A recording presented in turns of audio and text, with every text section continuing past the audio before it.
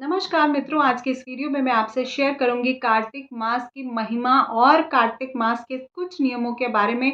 जो नियम है वो महिमा के साथ मैं आपको वर्णन करूंगी कि किस नियम को करने से आपको क्या पुण्य फल की प्राप्ति होगी, ये नियम क्यों करने ज़रूरी हैं। तो इसी से संबंधित आज की ये वीडियो है कि कार्तिक मास में आपको क्या करना चाहिए, विशेषकर वो संबंधित वीडियो है। तो सबसे पहले दोस्तों, अगर आप चैनल पर पहली बार विजिट करें तो प्लीज़ चैनल को सब्सक्राइब कर लीजिएगा। वीडियो कहीं पे भी किसी भी रीज़न पे पसंद आए तो लाइक शेयर ज़रूर कीजिएगा। आपका एक लाइक, आपका एक सब्सक्रिप्शन हमें बहुत ही ज़्यादा प्रेरणा और उत्साह प्रदान करता है। तो उम्मीद करती हूँ आप हमारे परिवार का हिस्सा अवश्य बनेंगे।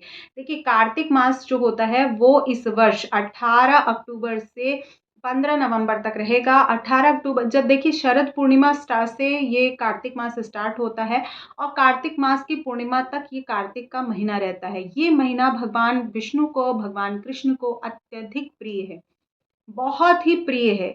इस महीने का, कार्तिक मास का बहुत विशेष वर्णन बताया गया है। जो लोग चातुर्मास का नियम नहीं फॉलो कर पाते, वो केवल कार्तिक मास में कुछ नियमों को, कुछ सावधानी, नियम भी क्या, आप केवल सावधानी बरतनी है, वो आप सावधानी भी बरत लेंगे तो भी आपको बहुत ही पुण्य फल की प्राप्ति हो जाएगी।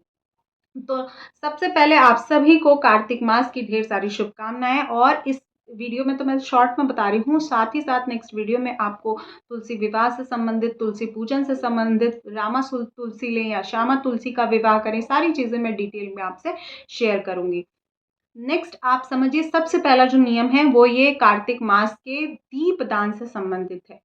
ऐसी मान्यता है कि कार्तिक मास में भगवान विष्णु को अगर आप दीप दान करते हैं, तिल के तेल से, तिल का तेल डालकर अगर आप दीप दान करते हैं भगवान श्री हरि विष्णु के नाम से, तो पुष्कर पुराण में ऐसा वर्णित है कि आपको सिर्फ वो दीप दान करने से चातुर्मास में जो फल मिलता है, जो चातुर्मास के नियम का करने का पूरा फल मिलता है, वो आपको केवल दीप दान से मिलेगा। तो दीप दान का बहुत महत्व बताया गया है। तो तुलसी के आगे लोग भगवान विष्णु के नाम से दीप जला के रखते हैं, तो आप भी ऐसा कर सकते हैं। लेकिन तिल के तेल का दीपक अगर आप जलाएंगे तो बहुत ही फल प्राप्त होता है। ठीक है, उसके बाद नेक्स्ट आपको क्या करना है, नेक्स्ट आपको ये करना है कि जो अन्न हम खाएंगे, जो भोजन करते समय, ऐसी मान्यता है कि कार्तिक मास में आंवले के पेड़ के पास ही हमें भोजन करना चाहिए। आंवले के पेड़ में स्वयं त्रिदेवों का वास माना जाता है, माता लक्ष्मी का वास माना जाता है, तो इसीलिए बहुत महत्वपूर्ण है। लेकिन आजकल क्या मेट्रो सिटी में आंवले का पेड़ मिलता नहीं, तो आप आंवले के फल को रख के भी, आंवला सामने रख कर भी भोजन कर सकते हैं। आंवले के नीचे भोजन बनाना चाहिए अथवा वहां पर भोजन करना चाहिए। ऐसे मान्यता है कि जो हम अन्न दोष होता है, अन्न दोष से, ऐसे अगर आंवले के पेड़ के नीचे अगर हम भोजन करते हैं तो अन्न दोष, जैसे हम कभी इधर उधर जाते हैं, कुछ अन्न में अशुद्धि होती है या किसी का जूठा भोजन कर लेते हैं, तो उस तरह के जितने भी दोष होते हैं वो सभी दोष मतलब इस तरह से अगर हम आंवले के पेड़ के नीचे भोजन करते हैं तो वो दोष मिट जाते हैं। नेक्स्ट हम बात करते हैं कार्तिक मास से संबंधित सबसे महत्वपूर्ण चीज जो है वो स्नान। ब्रह्म मुहूर्त में स्नान का बहुत ही महत्वपूर्ण वर्णन किया गया है। जो पढ़ना चाहे, जो इसके डिटेल जानकारी लेना चाहे, जिनको क्वेश्चन आता है, वो पद्म पुराण का उत्तरखंड का 120वां अध्याय पढ़ सकते हैं। वहां पर वर्णित है कि जो कार्तिक मास होती है उसमें ब्रह्म मुहूर्त में जो लोग स्नान करते हैं उनके समस्त पापों का नाश हो जाता है। ऐसा मान्यता है कि ऐसे लोग बोलते हैं कि बड़े भाग मानुष तन पावा, तो बहुत भाग्य से मनुष्य का जीवन मिला है, तो क्यों ना इसको धन संचय की बजाय पुण्य संचय में थोड़ा बहुत कर सके, थोड़ा बहुत चेंजेस करके लाइफ स्टाइल में, तो हम धन संचय के साथ साथ पुण्य संचय भी कर सकते हैं। और इसीलिए मैं आपको बता रही हूँ कि ब्रह्म मुहूर्त में सूर्य उदय से पहले आपको स्नान करना है। स्नान आपको कैसे करना चाहिए, बाल्टी में गंगा जल डाल लीजिए। अगर किसी पवित्र नदी वगैरह पे जा सके तो बहुत अच्छी बात है, लेकिन मेट्रो सिटी में तो पॉसिबल ही नहीं है। तो मैं आपको उपाय बता रही हूँ, पहले गंगा जल डाल लीजिए, उसके बाद स्नान कीजिए। अब क्योंकि मौसम बहुत ठंडा हो जाता है तो बीमार हो जाते हैं, मैं खुद भी बीमार हो जाती हूँ, मेरा भी ब्लड प्रेशर लो रहता है। तो क्या कीजिए, आप तुलसी का दल, गर्म पानी अगर आप स्नान कर रहे हैं तो तुलसी का दल डाल लीजिए। और तुलसी को कैसे डालेंगे, आप तुलसी को पहले बाल्टी में डाल लीजिएगा, थोड़ी देर उसमें रहने दीजिएगा, उसके बाद उसको निकाल के वापस रख दीजिएगा, उसके बाद स्नान कीजिएगा, क्योंकि तुलसी का पत्ता आपके पैर के नीचे नहीं आना चाहिए। ठीक, तो ये हो गया तीसरा नियम। अब चौथा नियम जो है, ऐसी मान्यता है कि कार्तिक महीने में जो शहद होता है, शहद या कांसे के बर्तन का प्रयोग या ब्रह्मचर्य का पालन करना चाहिए। कांसे के बर्तन का प्रयोग नहीं करना चाहिए, शहद का प्रयोग नहीं करना चाहिए। ठीक है, विशेष वर्जित बताया गया है, इसको नहीं करना चाहिए।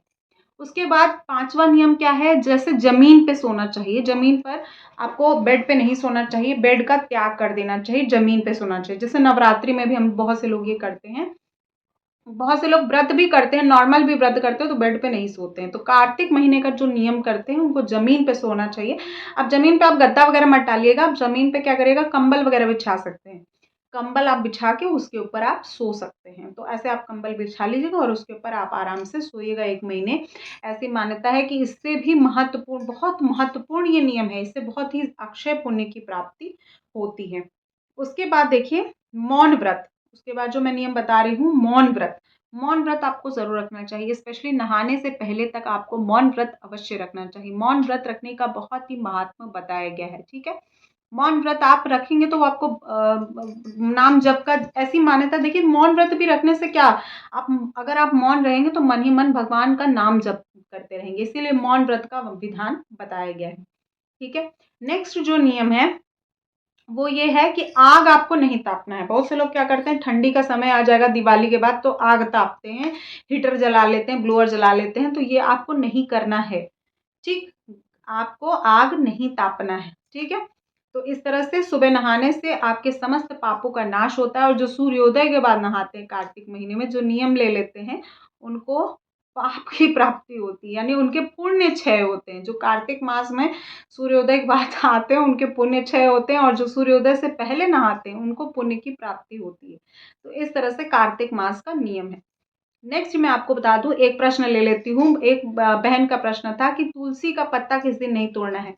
द्वादशी को नहीं तोड़ना है, गुरुवार को नहीं तोड़ना है, मंगलवार को नहीं तोड़ना है, रविवार को नहीं तोड़ना है, पूर्णिमा को नहीं तोड़ना है। ये तिथियां बता दी। इसके अलावा तुलसी से संबंधित मैं डिटेल एक वीडियो बनाऊंगी, उसमें आपको डिटेल में बताऊँ। ठीक है, एक बहन का प्रश्न है कि अगर हम कार्तिक मास में तुलसी माता के पूजन का संकल्प ले रहे हैं तो कौन सी तुलसी लें। श्यामा तुलसी लीजिए। परिक्रमा आप कैसे लगाएंगे, मैं आपको बता रही हूँ। नहाने के बाद आपको रविवार के दिन 5 परिक्रमा लगानी चाहिए, सोमवार के दिन 2 परिक्रमा लगानी चाहिए, मंगलवार के दिन 8 परिक्रमा लगानी चाहिए माता तुलसी की, बुधवार के दिन 3 परिक्रमा लगानी चाहिए, उसके बाद गुरुवार के दिन 4 परिक्रमा, शुक्रवार के दिन आपको 7 परिक्रमा, और शनिवार के दिन आपको 11 परिक्रमा लगानी चाहिए। माता जो तुलसी है उनका जो आपने चौकर बना रखा होगा उसके आप इस तरह से परिक्रमा लगाएं। परिक्रमा आप कैसे लगाएंगे, अपनी बाईं ओर से दाईं ओर एंटी क्लॉकवाइज आप परिक्रमा लगाएंगे। ठीक है, जब आप परिक्रमा लगाएंगे तो आप नाम जप करेंगे, ओम नमो भगवते वासुदेवा। तो इस तरह से आप भगवान के नाम का जाप कर सकते हैं। इसके अलावा मैंने चैनल पर विष्णु सहस्त्र नाम का पाठ भी आपसे शेयर किया है, आप उसको भी सुन सकते हैं। विष्णु सहस्त्र नाम के पाठ की भी बहुत ही महिमा बताई गई है। साथ ही साथ मैं आपसे महत्वपूर्ण कथाएं भी शेयर कर रही हूँ। कार्तिक मास में आप रेगुलर कथाएं भी सुन सकते हैं, चैनल पर डेली वीडियो अपलोड होगी, आप उसमें वहाँ पर भी कार्तिक मास की कथाओं को सुन सकते हैं। ठीक है, इस तरह से आप ध्यान से कुछ नियमों का पालन करके महत्वपूर्ण चीज़ें प्राप्त कर सकते हैं। उसके बाद मैं आपको ये बताऊं, जो मैंने आपको बताया जमीन पे सोना है, जमीन पे सोना बहुत ही पुण्यदायी है।